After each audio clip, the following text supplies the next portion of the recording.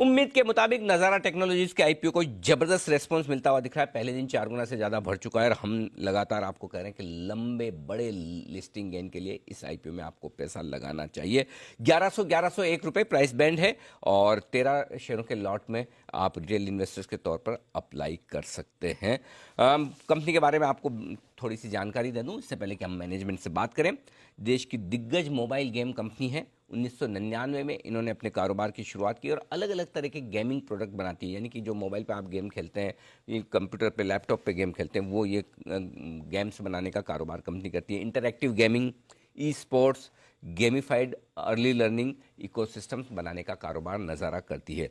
Bharat, Africa, south east Asia, middle east, Latin America, ये सारे ऐसे एमर्जिंग मार्केट्स हैं जहां पर कंपनी का कारोबार है और देश की दिग्गज live e sports streaming, on demand sports e sports media content provider ये कंपनी है। आइए स्वागत करते हैं। आज हमारे साथ एक नहीं, दो खास मेहमान कार्यक्रम में शामिल हो रहे हैं। पहले तो नज़ारा टेक्नोलॉजी के जॉइंट एमडी नितेश मित्र सेन साहब, वो शामिल हो रहे हैं कार्यक्रम में, और दूसरे हैं सीईओ मनीष अग्रवाल साहब। आप दोनों का ही स्वागत है। आपसे चूंकि पहली बार मुलाकात हो रही है, एक बार दर्शकों से आपका परिचय करवा दूं और उसके बाद मैं आपसे बातचीत भी करूंगा। तो सबसे पहले तो नीतीश जी जो है वो जॉइंट एमडी हैं कंपनी के और 1999 से, यानी कि लगभग समझ लीजिए ना 22 साल हो गए, वो नज़ारा के साथ जुड़े हैं और उन्होंने इस कंपनी की शुरुआत भी की है। मुंबई यूनिवर्सिटी से कॉमर्स में बैचलर्स डिग्री लेकर वो इस कारोबार में उतरे हैं। वहीं मनीष अग्रवाल साहब कंपनी के सीईओ हैं। 1 जून 2015 से कंपनी के साथ है और उन्होंने वारंगल से टेक्नोलॉजी में बैचलर्स डिग्री ली है, इंजीनियरिंग कॉलेज से IIM अहमदाबाद से डिप्लोमा किया है, मैनेजमेंट में पोस्ट ग्रेजुएट डिप्लोमा किया है। और सबसे इंटरेस्टिंग चीज़ है कि कंपनी ने हाल ही में जो बड़े एक्विजिशन किए उनमें मनीष अग्रवाल साहब का बड़ा रोल है और 20 साल से ज़्यादा का अनुभव उन्हें इस फील्ड का है। हिंदुस्तान लीवर, रिलायंस जैसे बड़ी कंपनियों में ऑलरेडी काम करने का अनुभव रखते हैं। आप दोनों का बहुत बहुत स्वागत है। सबसे पहले तो आप दोनों को बहुत बहुत बधाई। पहले दिन आपकी कंपनी के आईपीओ को तगड़ा रिस्पॉन्स मिल रहा है और हम उम्मीद कर सकते हैं, जिस तरह से वो कहते रहे कि शुरुआती संकेत है, बंद होते होते सेंचुरी मारेगा, डबल सेंचुरी मारेगा, कितने गुना बंद होगा ऊपर, वो देखने वाली बात होगी। लेकिन नीतीश जी, सबसे पहले शुरुआत आपके साथ करना चाहता हूँ। 1999 से जो आपने कंपनी की शुरुआत की, आज इस लेवल तक पहुंची है, सबसे पहले बताएं कि आपकी कंपनी की खासियत क्या है और हमारे दर्शकों को बताएं। आमतौर पर हम जानते हैं कि गेमिंग बिजनेस है, गेम्स होते हैं, लेकिन थोड़ा सा दर्शकों को आसानी से समझाएं कि एग्जैक्टली आपकी कंपनी कारोबार क्या करती है। जरूर। तो हमने जब ये कंपनी चालू करी थी 99 में, हमारा एक ड्रीम था कि इंडिया में गेमिंग काफ़ी बड़ा हो जाएगा आगे के सालों में, और उसी ड्रीम से हम लोग 20 साल से जुड़े हुए हैं, उससे लगे हुए हैं।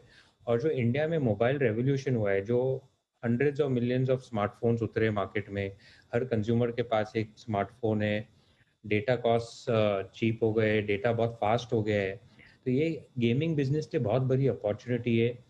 और आज के दिन अपने ज़्यादातर कंज्यूमर समझते गेमिंग क्या होता है, अपने फ़ोन पे खेलते हैं कुछ ना कुछ, क्रिकेट गेम होए या लर्निंग गेम होए या कुछ पजल गेम होए, अपना टाइम पास करने के लिए, थोड़ा मनोरंजन करने के लिए, थोड़ा सोशल इंटरेक्शन करने के लिए सब लोग खेल रहे हैं। अपने कोविड के टाइम पे भी काफ़ी लोगों ने खेला है, और यही बिजनेस में हम लोग कंटेंट डेवलप करते हैं, गेम्स बनाते हैं और कंज्यूमर्स के पास लेके जाते हैं। आज के दिन हमारे पास 50 मिलियन कंज्यूमर्स है इंडिया में, और हमें लगता है कि आगे के दिनों में ये काफ़ी अच्छा करना चाहिए। ओके। 50 मिलियन यानी कि लगभग 5 करोड़ ऑलरेडी कंज्यूमर्स हैं, कस्टमर्स हैं नज़ारा टेक्नोलॉजी के, और ये और आगे बढ़ने की उम्मीद है। आगे किस तरह की ग्रोथ होगी, आगे क्या प्लान है, उस पर भी मैं बात करूंगा। लेकिन उससे पहले मनीष जी, एक चीज़ जो मैंने देखी है, लगातार आपकी कंपनी एक्विजिशन करती है। जहां भी मौका मिलता है नई कंपनी ले लीजिए, उसको अपने साथ रख लीजिए और साथ ही आप उसके मैनेजमेंट को भी छोड़ते नहीं है, उन्हें भी अपने साथ में ले लेते हैं। स्ट्रेटेजी क्या है, क्योंकि एक्विजिशंस के मामले में आपका बड़ा कंट्रीब्यूशन रहा है कंपनी में, जरा इसको समझाइए। जी, सबसे पहले धन्यवाद अपने शो पे बुलाने के लिए। Thank you sir. आपके बहुत बड़े फैन हैं। Thank you sir. तो नमस्कार। नमस्कार जी। जी।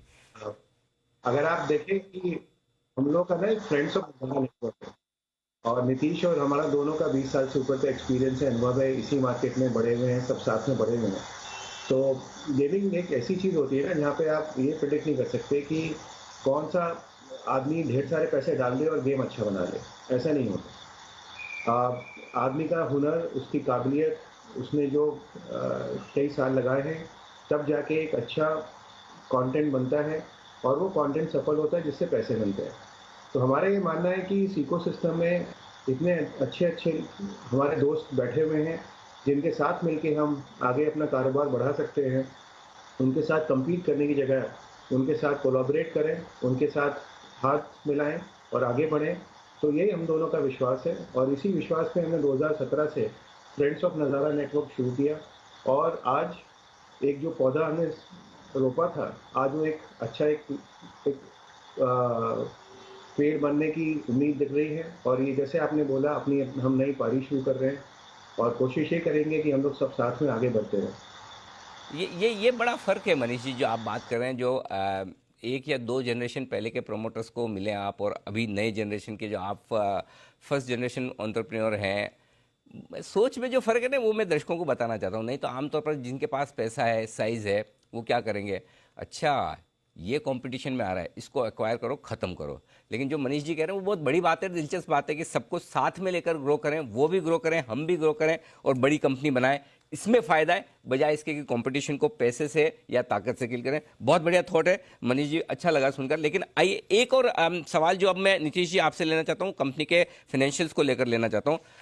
अभी भी ऐसा लग रहा है कि कभी प्रॉफिट में आती है कंपनी, कभी नुकसान कर देती है।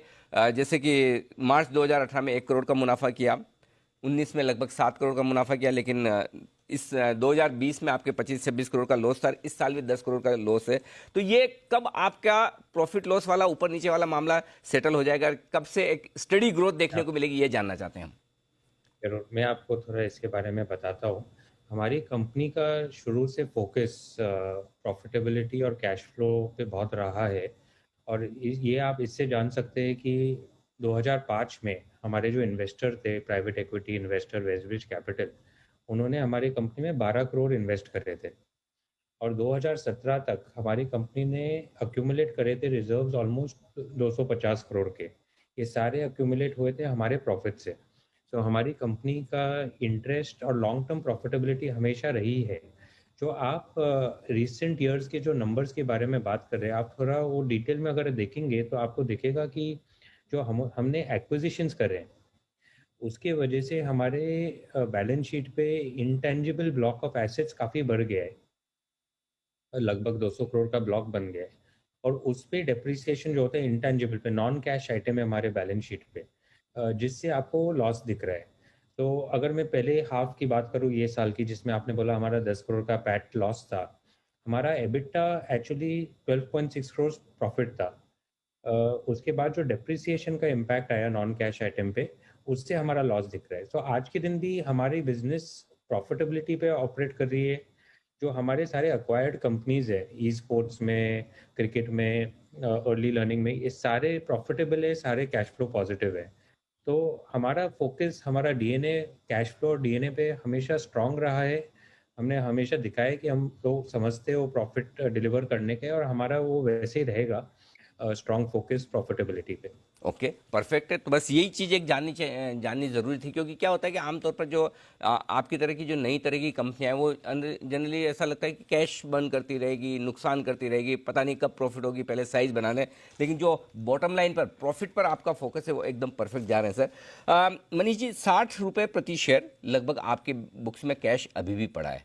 तो जो आपकी एक्विजिशन वाली स्ट्रेटेजी है, इसी के लिए पैसा तैयार रखा है, और भी इसी तरीके से बढ़ेंगे, ऑर्गेनिक इनऑर्गेनिक, किस तरीके से आगे बढ़ना चाहते हैं? अनिल जी, अगर आप देखें हमारा जो पोर्टफोलियो है उसमें खुद का बहुत कम ग्रोथ होगा। इस साल हमने पहले 6 महीने में 79% जो पिछले साल के रेवेन्यू थे कवर कर दिए, और पिछले साल भी हमने 47% की ग्रोथ की थी। सो हमारा करंट पोर्टफोलियो में ग्रोथ मोमेंटम बहुत स्ट्रांग है।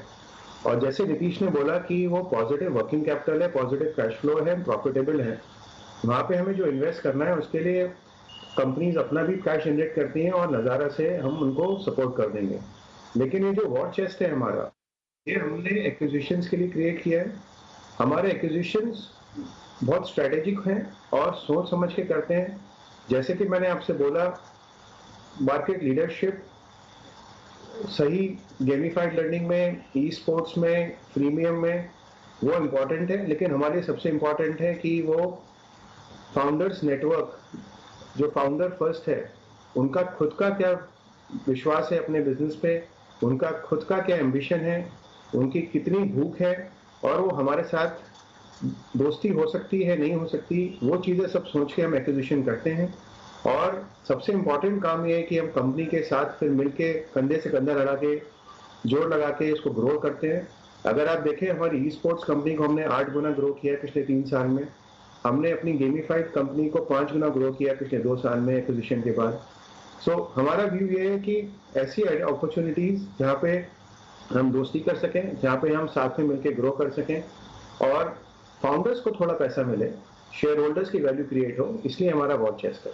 सर मज़ा आ गया मनीष जी, मतलब आपसे बात करके ऐसे प्रोमोटर और आने चाहिए। देखिए आप ये नहीं कह रहे हैं कि कंपनी को एक्वायर कर लें, बिजनेस ले लें और हम दोस्ती कर लें, मतलब शब्दों में ही वो आपके जो थॉट्स हैं, आपकी जो भावनाएं दिखती है कि आप किस तरह से अप्रोच करते हैं, ये आपकी कंपनी की ग्रोथ में नजर आती है कि जो आप सोचते हैं वही बोलते हैं। क्योंकि मैं तो आपको सवाल पहले से देता नहीं, किसी को नहीं देता कि मैं क्या पूछूंगा, लेकिन जो आपके दिल में से निकल के आ रहा है वो सुनने में मजा आ रहा है। तो जो एक्विजिशन आपने किया उसमें से एक एक्विजिशन और है, उसके बारे में मैं बात करना चाहता हूँ नीतीश जी से। नीतीश जी, ये जो बड़े इन्वेस्टर्स को आपने एक्वायर किया, राकेश झुंझुनवाला साहब को, उनको करीबन आपने 10.8%, 11%, पौने 11% हिस्सेदारी दी, ये कैसे हुआ? उन्होंने आपको अप्रोच किया, आपने उनको अप्रोच किया, मुलाकात कैसे हुई, बात कैसे बनी, जरा इसके बारे में बताइए। हाँ जी। तो हमारे इन्वेस्टर्स हमें ये ऑलवेज बिन लकी कि हमारे इन्वेस्टर्स काफ़ी हमें सपोर्ट कर रहे हैं। 2005 में जो वेस्टविश कैपिटल ने इन्वेस्ट करा था, उन्होंने भी बहुत सालों तक, 15 साल तक हमें बहुत सपोर्ट करा। और कॉमन नेटवर्क के थ्रू राकेश जी के साथ हमारी मुलाकात हुई। उन्हें हमारे अप्रोच पसंद आया। उनको गेमिंग बिजनेस में लॉन्ग टर्म बहुत पोटेंशियल लगा, और ऑल्सो उन्हें लगा कि ये कंपनी कैपिटल एफिशिएंट है। बहुत कम कैपिटल पे उन्होंने अच्छा बिजनेस बनाया है, बहुत साल मेहनत करी है, 15-20 साल मेहनत करी है एक कॉमन विजन पे, कैश फ्लो पे फोकस है। तो ये सब चीज़ें उन्हें अच्छी लगी, इसीलिए उन्होंने इन्वेस्ट करा है। 2017 एंड में उन्होंने इन्वेस्ट करा है, तो अभी 3 साल हो गए। और जैसे आपने देखा होगा, हमारे आईपीओ में वो एक शेयर भी बेच रहे नहीं है, क्योंकि उन्हें लॉन्ग टर्म में ये गेमिंग बिजनेस और हमारे ऊपर विश्वास है। बट उन्होंने काफ़ी सपोर्ट करा है हमारे साथ, काफ़ी टाइम स्पेंड करा है, और we are very grateful to him for that. अच्छा नीतीश जी, ये बताइए कि आमतौर पर है ना, ये गेम वेम वाला, और हम भी, हमारे घर पे भी कि बच्चे बहुत गेम वेम खेलते हैं, तो हम यही कहते हैं अरे क्या कर रहे हो भाई, थोड़ा पढ़ाई में ध्यान दो, कहाँ दिन भर इसी में लगे हो ये हो। तो ये आपके दिमाग में आइडिया कैसा है कि ये बिजनेस भी हो सकता है और इसमें कुछ बड़े मौके बन सकते हैं, यहीं से कमाया जाए? इस बिजनेस की आइडिया की शुरुआत कैसे हुई, कंपनी इतनी बड़ी कैसे बनाई आपने? मैं आपको बताता हूँ। तो मैं एक टेक्सटाइल फैमिली, बिजनेस फैमिली से आता हूँ, और मेरे फादर ने मुझे 6 ईयर की उम्र में एक ZX स्पेक्ट्रम कंप्यूटर आता था, वो गिफ्ट करा था। अच्छा। और वो कंप्यूटर मिलके वो पूरी मेरी लाइफ उसी में चली गई, मेरा पूरा इंटरेस्ट उसी में चला गया। और मैं 7 की उम्र में मैं कंप्यूटर गेम्स खुद बनाने चालू कर दिया था। हम्म। तो वो एक अर्ली पैशन जो आप बोल सकते हैं, बहुत कम उम्र में मुझे मिल गया था। हम्म। और उसके बाद में वही करता रहा। कॉलेज में आया मुंबई में, तो मैं मेरे दोस्तों के भी इंटरेस्ट को देखता था कि उन्हें बहुत शौक था कंप्यूटर्स में, गेमिंग में।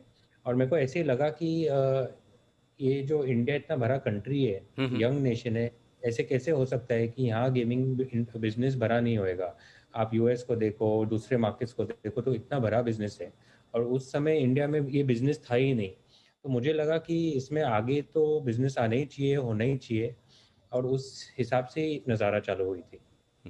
क्या बात है, बहुत ही ज़बरदस्त। अच्छा मनीष जी, जो मैं आपकी कंपनी के बारे में पढ़ रहा था, जितना आरएचपी से इन्फॉर्मेशन लेकर पढ़ पाया, समझ पाया, तो मैंने रिकमेंड भी किया कि अच्छे बड़े लिस्टिंग गेन के लिए इस आईपीओ में पैसा लगाना चाहिए। लेकिन मैंने एक ओपिनियन अभी तक अपनी रिजर्व रखी है कि ठीक है, शॉर्ट टर्म के लिहाज से तो बड़ा फैंसी बिजनेस है, आप बड़े यंग प्रमोटर्स हैं, अच्छा काम भी कर रहे हैं, लोगों को बड़ा मज़ा आएगा, लेकिन लॉन्ग टर्म के हिसाब से अभी भी मुझे आपकी कंपनी पे ओपिनियन बनानी बाकी है।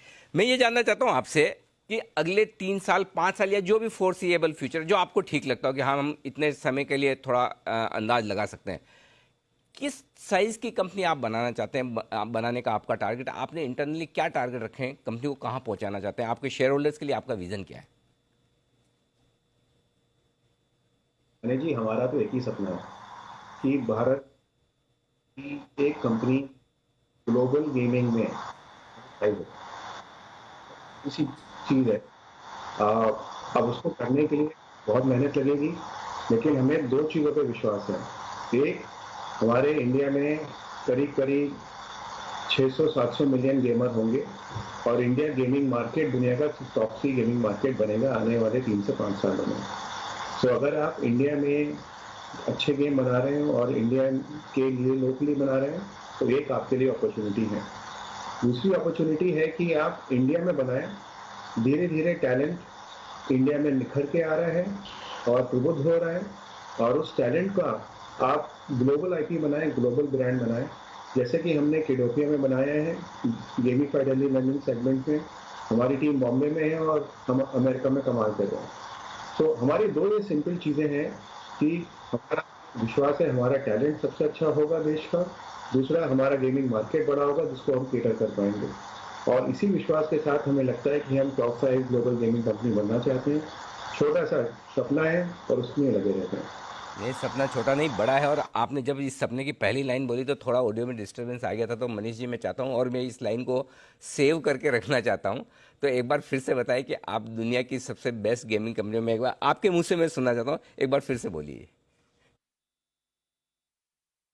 सर, हमारा छोटा सा सपना है कि हम दुनिया की टॉप 5 ग्लोबल गेमिंग कंपनी में एक।